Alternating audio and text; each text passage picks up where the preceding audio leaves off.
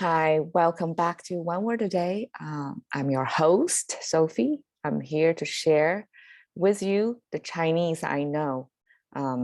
Let's start with what we talked about yesterday. Yesterday, we talked about a commitment to a relationship. In Chinese, we tie ourselves, small, limited lifespan humans with kind of like immortals that what we can see at big scale, which is the mountains and the sea. So when we make a promise, we make a promise in front of these two objects that's going to be still there after we're gone. So that's how we express the level of commitment. 山盟海誓. So you make the contract before the mountain, and you make the promise before the sea.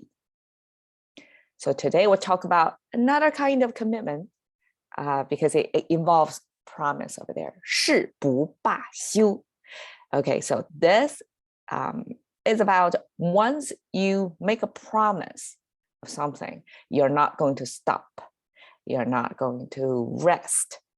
Okay, let's go with each one. 誓. So this is a carryover word. The bottom part is about spoken words. So words out of your mouth is something you say, right?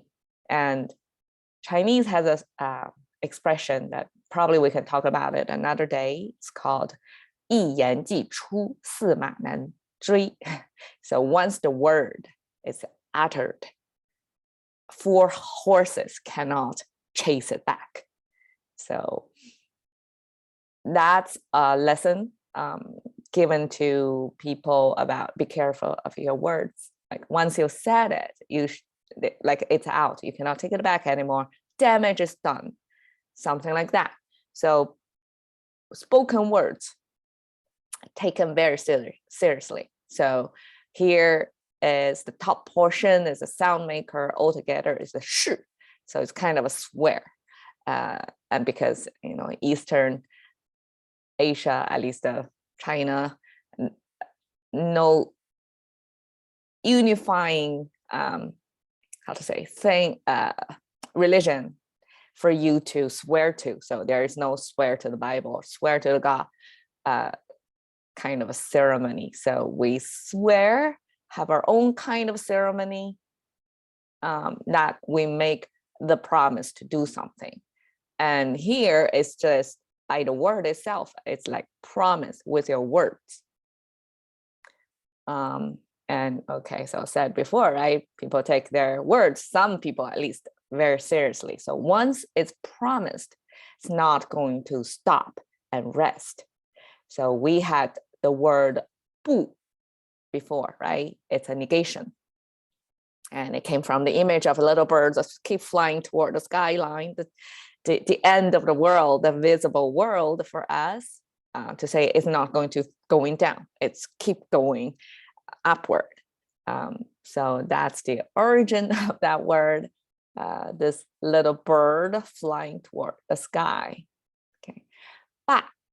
So 罢 is top and bottom portion. And this character, Alibaba, this ba, but it's a different ba.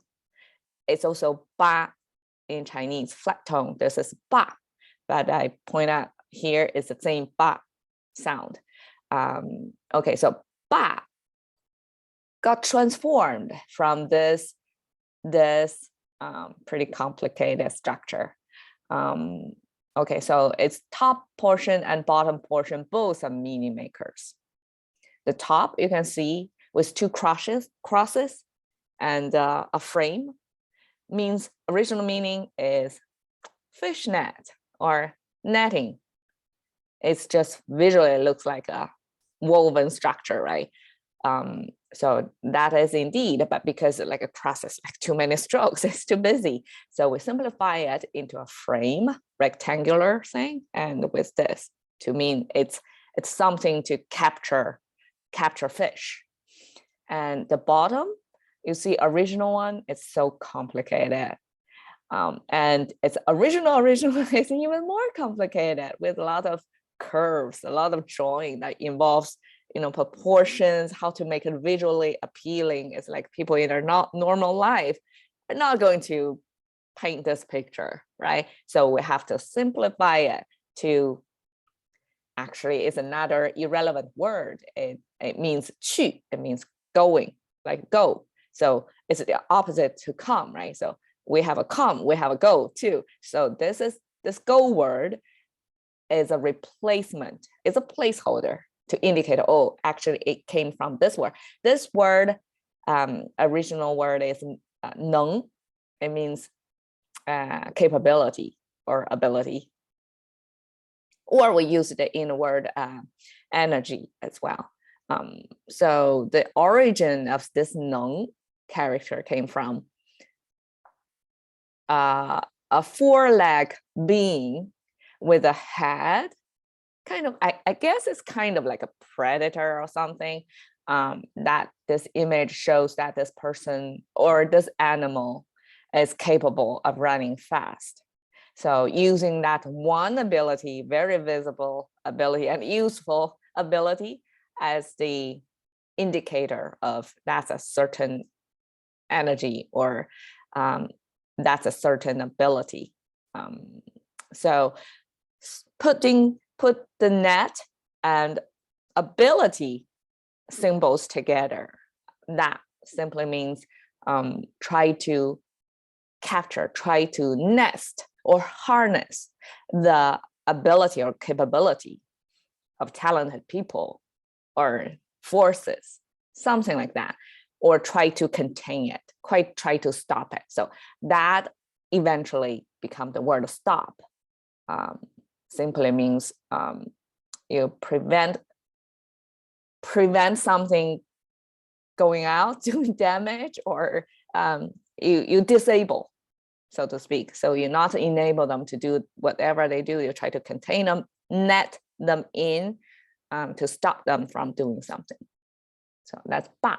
Eventually, when we have kind of a resistance movement, like a political gathering, demonstration, then there is forms of 罢工, like stop working, like a walkout, right?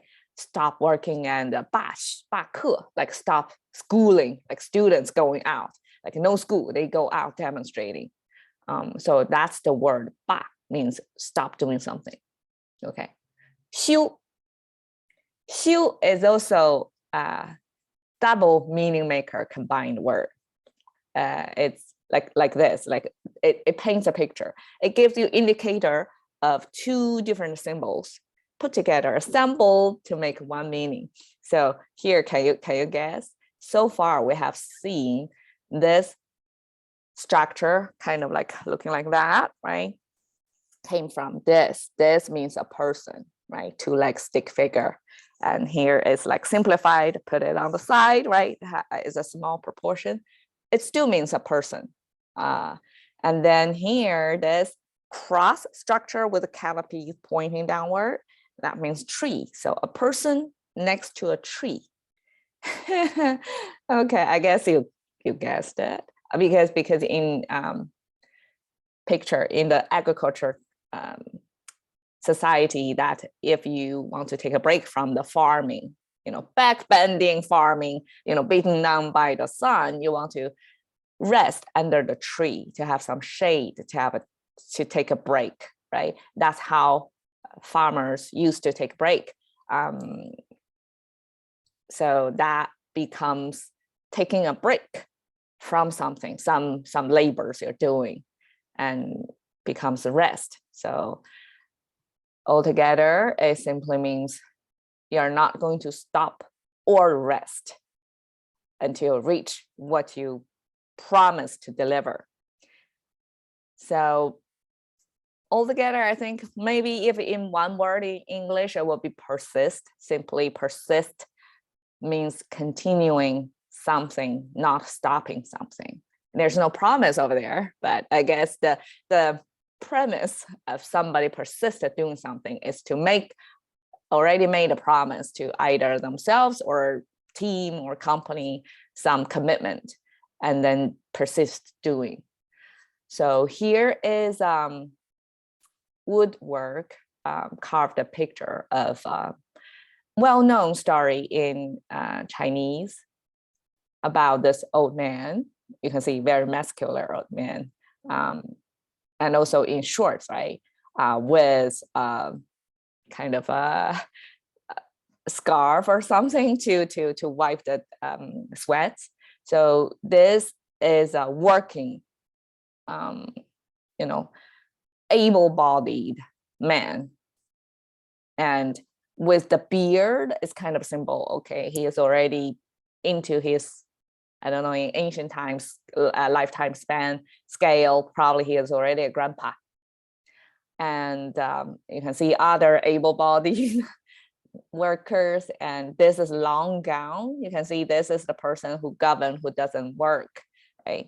And this is the family with a little kid, dog, and a woman image over there. But they both use this type of tool.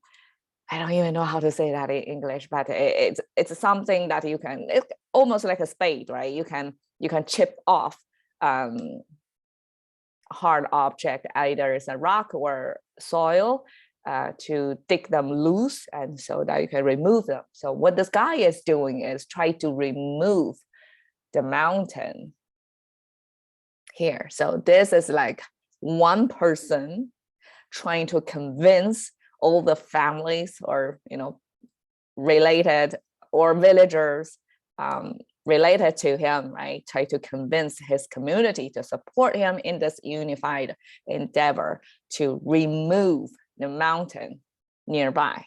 The story goes that they're a village living under the, not under, but enclosed by the mountains, and they feel this is hindrance for them, like a barrier from them to easily get in and out of the community. Is kind of a block from the outside world, and they don't want that. They want to have a better economy, I guess, better connection with the outside. So they try to build, I mean, in the modern terms, it would be just build a tunnel or something, right?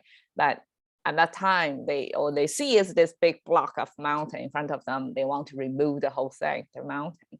But it's human, it's so small, so limited against a huge mountain. Like, how are you going to do that? So the villagers, the community question this man's leadership or vision about what he tries to do. It's like, well, at most a few community members, we chipping off the big mountain. Like, how far can you go?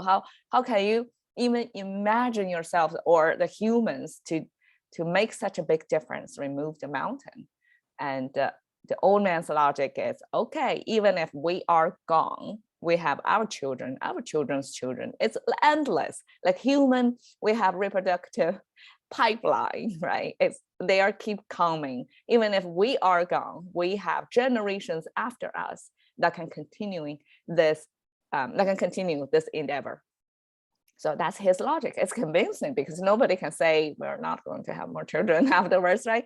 And the necessity of removing the mountain probably is obvious to the village as well. But nobody will want to take on that simply because the task is so daunting, right? So he got his logic, and it started by action, right? By his leadership, he started to chip off this mountain little by little, and I guess it's day after day, right? So it's a long-term, cross-generational project. I don't know, like at the end of the story, if they succeeded by generations removing this mountain, but the spirit passed down, and it become part of propaganda almost back in the Mao time, that he made this story even more well known to all the Chinese, like whoever read read his pieces about like social commentaries or his philosophies, he talked about this 愚公移山. So 愚公 means stupid old man, remove the mountain. So this is a contrast, right?